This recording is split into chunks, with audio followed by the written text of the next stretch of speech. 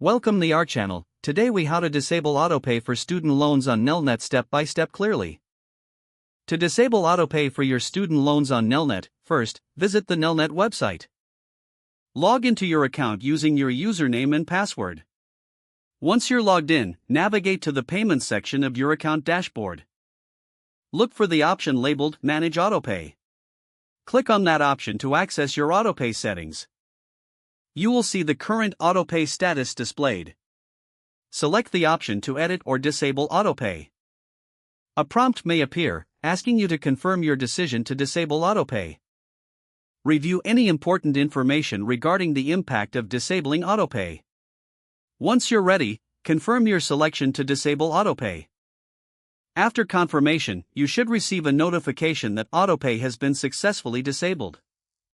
Check your email for a confirmation message to ensure the changes have been processed. Finally, log out of your account once you have completed the process. If the page does not load, refresh the browser or try again in a private or incognito window. Make sure you are using the correct email address, then retype it carefully to avoid small typos. If your password is not accepted, use the reset option and create a new strong password you can remember. Check your spam folder for verification or security emails, then complete any requested confirmation steps. Enable two-factor authentication if available to improve account security and reduce unauthorized access risk. After signing in, review your profile details so your contact information and settings are accurate and current.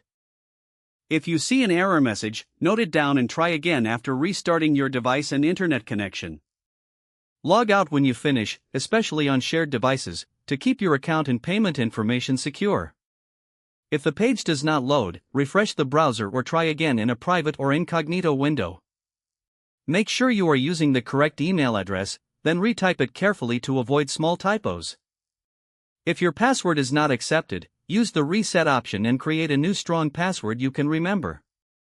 Check your spam folder for verification or security emails, then complete any requested confirmation steps. Enable two-factor authentication if available to improve account security and reduce unauthorized access risk.